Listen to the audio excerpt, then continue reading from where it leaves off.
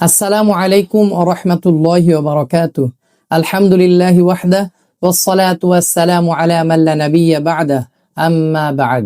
ফাআউযু বিল্লাহি মিনাশ শাইতানির রাজীম। মা সালাকাকুম ফি সাকর ক্বালু লাম নাকু মিনাল মুসাল্লিন। সম্মানিত প্রিয় দর্শক শ্রোতাবৃন্দ, আমার সংকলিত বইয়ের ষষ্ঠ টপিক হচ্ছে সালাতের গুরুত্ব ও ফজিলত। আজ আমরা সালাতের গুরুত্ব ও ফজিলত সম্পর্কে সংক্ষিপ্তভাবে আলোচনা করব ইনশাআল্লাহ। এই পৃথিবীতে সর্বশ্রেষ্ঠ ইবাদতের নাম হচ্ছে সালাত। সালাত এমন একটি ইবাদত যে ইবাদতটি মানুষকে প্রতিদিন আদায় করতে হয়। এই সালাত এতটাই গুরুত্বপূর্ণ ইবাদত যে মহান আল্লাহ রাব্বুল আলামিন তার প্রিয় রাসূল নবী মুহাম্মদুর রাসূলুল্লাহ সাল্লাল্লাহু আলাইহি ওয়াসাল্লামকে আসমানে ডেকে নিয়ে উপহার স্বরূপ দান করেছেন। সুবহানাল্লাহ।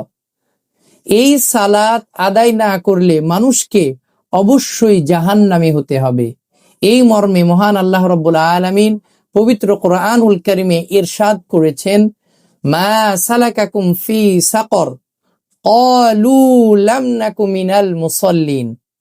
অর্থাৎ জান্নাতীরা জাহান্নামীদের জিজ্ঞাসা করবে, কিসে তোমাদেরকে সাকর অর্থাৎ জাহান্নামে নিল? জাহান্নামীরা উত্তর দিয়ে বলবে, আমরা পৃথিবীতে মুসল্লি ছিলাম না, অর্থাৎ সালাত আদায় করতাম না।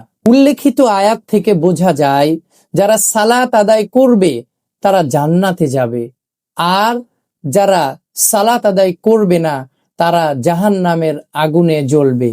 অতএব জাহান্নাম থেকে বাঁচতে সালাতের বিকল্প ইবাদত আর কিছুই হতে পারে না।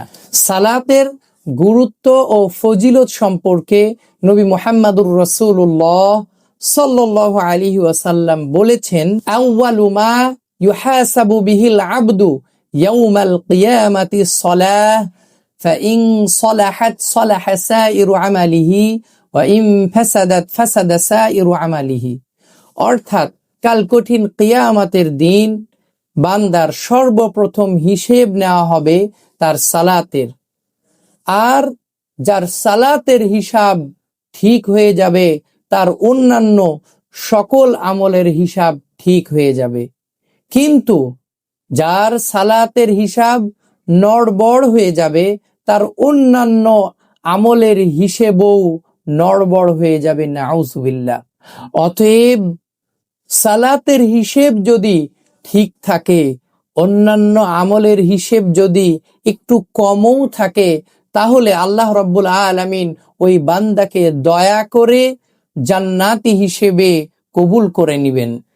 কিন্তু যদি সালাতের হিসেব নড়বড় থাকে, অন্যান্য আমলের হিসেব যদি বেশিও থাকে, তবুও হাদিসের ভাষ্য মতে ওই ব্যক্তি ক্ষতিগ্রস্ত হয়ে যাবে, অর্থাৎ জাহান্নামী হয়ে যাবে।